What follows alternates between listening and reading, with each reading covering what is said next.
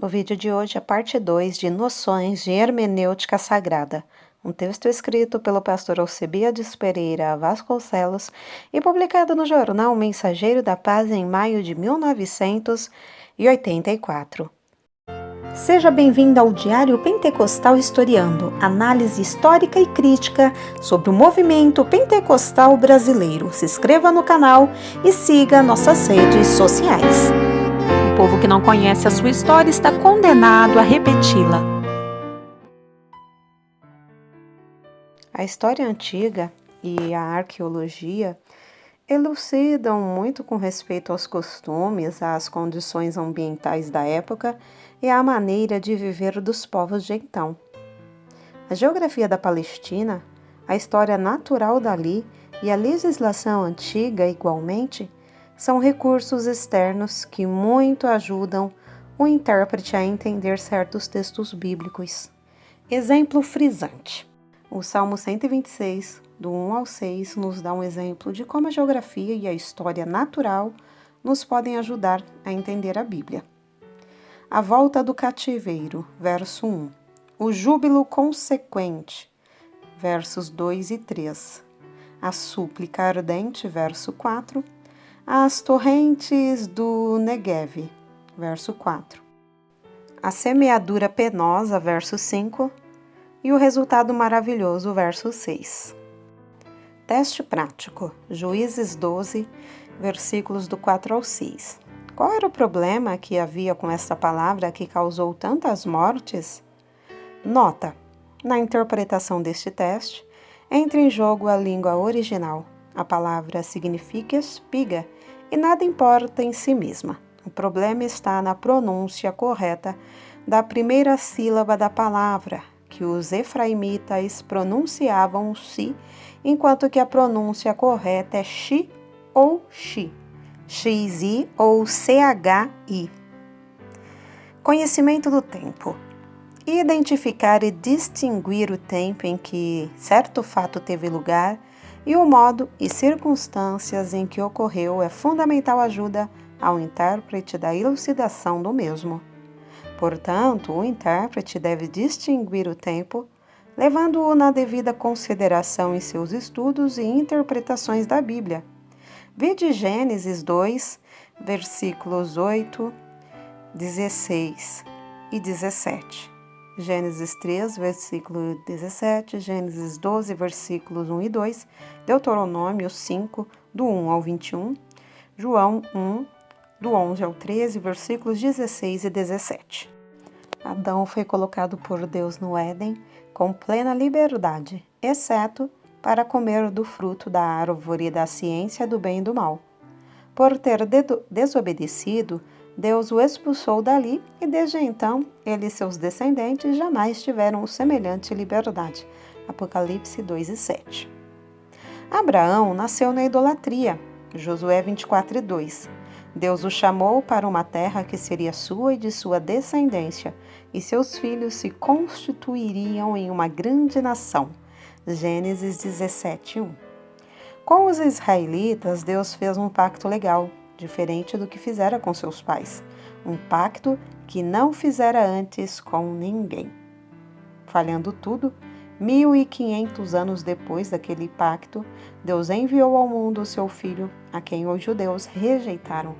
Ele, porém, deu aos que creem no seu nome o direito de se tornarem filhos de Deus. Deuteronômio 14, 2, 33 e 29, Marcos 16, versículos 15 e 16, e Tito 2, versículos do 11 ao 14. Portanto, Deus é imutável. O homem é mutável, porém é necessário sabermos distinguir o tempo. Deus divide a humanidade em judeus, gentios e Igreja de Deus. 1 Coríntios 10 e 32. Nunca espiritualize o que é material. Nunca aplique à igreja aquilo que é atribuído pelo Antigo Testamento a Israel. A lei foi dada com exclusividade a Israel. Êxodo 19, 1, Êxodo 20, 1 e 2, Deuteronômio 5, 1 e 6 e etc. Testemunhas de Jeová. Isaías 43, do 1 ao 12, Isaías 44, do 1 ao 8, são os judeus e não os russelitas. Veja o contexto. O Antigo Testamento é israelita, Isaías 1 e 1, Isaías 54, do 1 ao 17. A igreja era ministério nos tempos do Antigo Testamento, Colossenses 1, do 24 ao 29. O Novo Testamento é cristão, Mateus 26 e 28, Hebreus 8 e 13.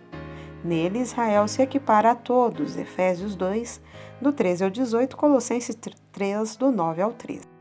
Nota: o que aconteceu a Israel nos serve de aviso, 1 Coríntios 10, do 1 ao 11. Teste prático, Apocalipse 1 e 19. Divida o livro de acordo com este texto. Linguagem. A Bíblia usa dois tipos de linguagem literal e linguagem figurada. O intérprete deve ser realista e cuidadosamente distinguir o tipo de linguagem usado no texto do seu interesse para analisá-lo e entendê-lo com proveito. Vide Zacarias 9:9, Mateus 21 e 5, Salmos 22 e 18, Mateus 27 e 35, Mateus 25 do 1 ao 13, João 10 do 1 ao 14 e João 15 do 1 ao 8. Principais figuras de retórica usadas na Bíblia.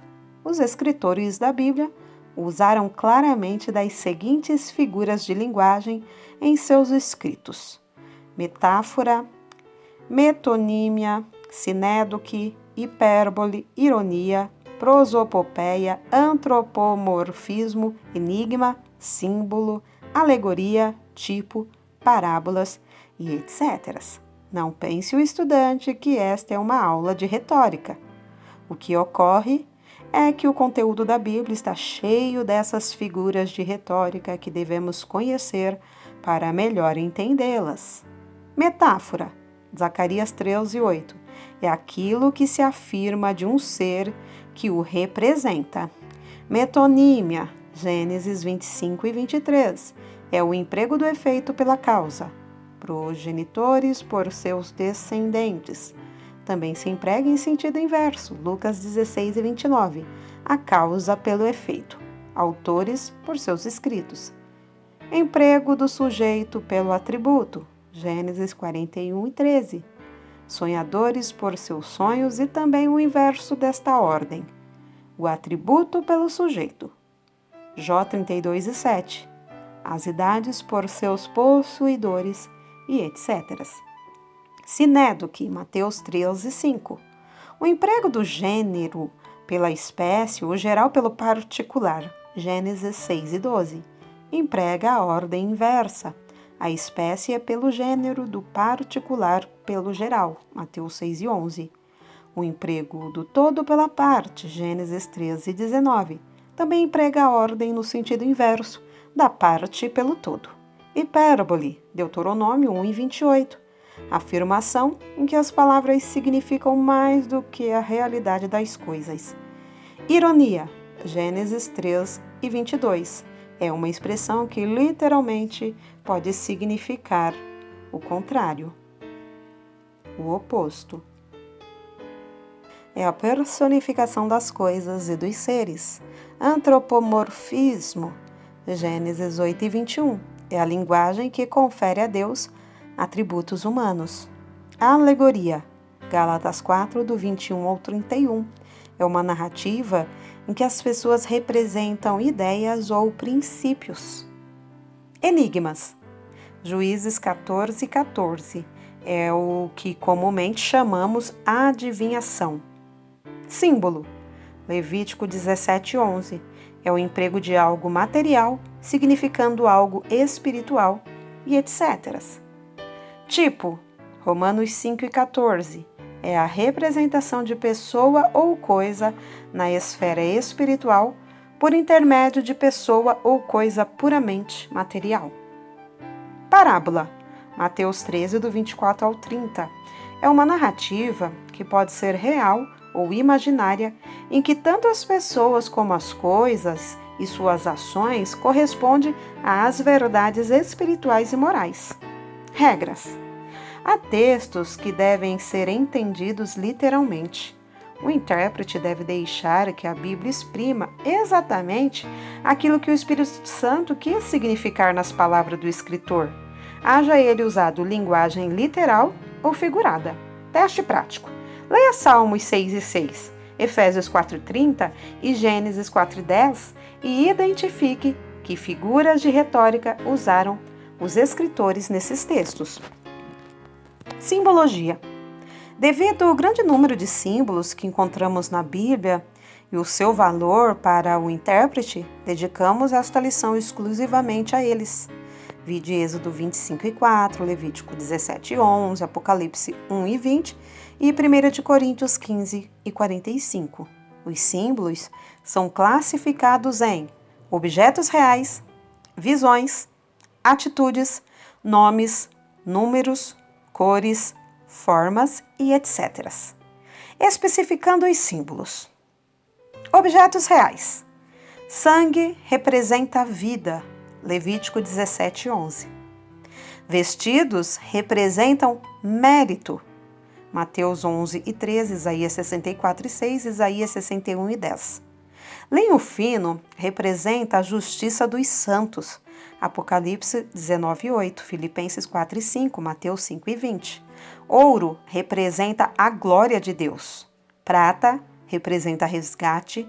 Cobre representa resistência ao fogo. Fogo representa juízo. 2 de Tessalonicenses 1:8. Fogo também representa o Espírito Santo. Mateus 3:11 e Atos 2:3. Óleo, azeite, representa o Espírito Santo. Salmos 133:1. Sal representa a preservação. Mateus 5:13. Fermento representa a maldade e a corrupção. 1 de Coríntios 5, 7 e 8. E também, em certo aspecto, representa o reino dos céus. Mateus 13:33. Água representa a regeneração. João 3:5, Tito 13:5. Pão e vinho representam o corpo e o sangue de Jesus. 1 de Coríntios 15, 23 ao 26, Mateus 26, versículos 26, 29 e etc. Visões. Castiçais representam igrejas. Apocalipse 1, versículos 12 e 13 e o versículo 20. Estrelas e anjos representam pastores. Apocalipse 1, 12 e 20. Amendoeira representa vigilância. Jeremias 1 e 12. Despertar, vigiar. Do hebraico shaked. Gafanhotos representam calamidades. Amós 7, 1 e 2. Prumo representa justiça. Amós 7, do 7 ao 9.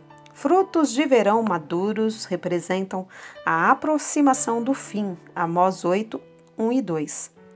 Atitudes. Prostrar-se representa reverência e humildade. Esther 3, 1 e 2, Salmos 95 e 6. Levantar as mãos representa juramento. Gênesis 14, do 22 ao 24. Cingir-se representa dispor-se a partir, prontidão para a ação. Êxodo 1, 2 e 11, Lucas 12, do 35 ao 37, etc. Nomes próprios. Adão, Cristo, 1 de Coríntios 15, 45. Duplo símbolo. Positivo, pai da raça. Negativo, perdição, salvação. Romanos 5, versículos 12 e 17. Topônimos. Babel, Babilônia, confusão. Gênesis 11, do 7 ao 9. Sodoma, corrupção. Gênesis 13, versículos 12 e 13. Egito, mundo e etc. É vastíssimo este campo do simbolismo. Números. 1. Unidade, primazia. 2.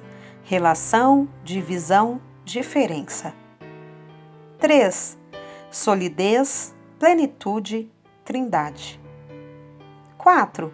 Fraqueza, fracasso, mundo e etc. 5. O fraco e o forte.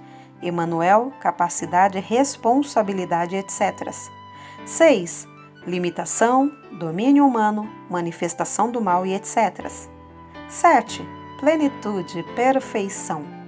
8. novo começo. 10. Perfeição ordinal.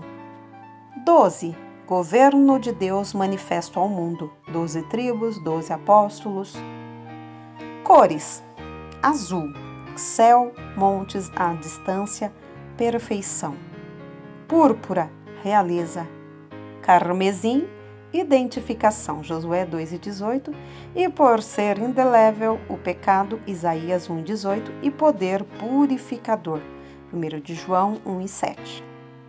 Formas: quadrado, universalidade, cubo, solidez, firmeza absoluta e etc. Regras: o intérprete deve ter noção dos símbolos para entender os tipos que muitas vezes são enunciados em linguagem simbólica. É preciso ter ideia exata dos símbolos para entender as profecias que muitas vezes foram enunciadas mediante símbolos. O Novo Testamento, em seus ensinos, é o resultado dos símbolos constantes do Antigo Testamento. As figuras devem ser vistas em seus aspectos gerais e comuns, e não em seus mínimos detalhes ou em algo apenas suposto pelo intérprete. Os símbolos devem ser aplicados coerente e uniformemente, nunca passando do sentido figurado para o literal ou deste para aquele, forçando o texto. Ao contrário, deve ser dado tratamento harmonioso aos objetos do conjunto, conforme o caso. Continua no próximo vídeo.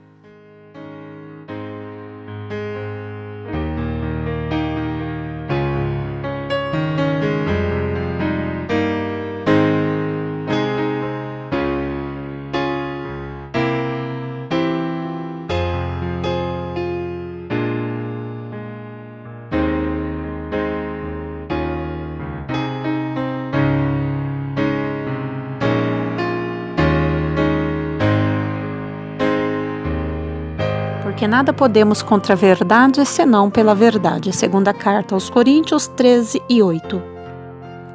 Se você gostou do conteúdo deste vídeo, se inscreva no canal, deixe o seu joinha, compartilhe e ative o sininho para receber do YouTube as notificações dos novos vídeos.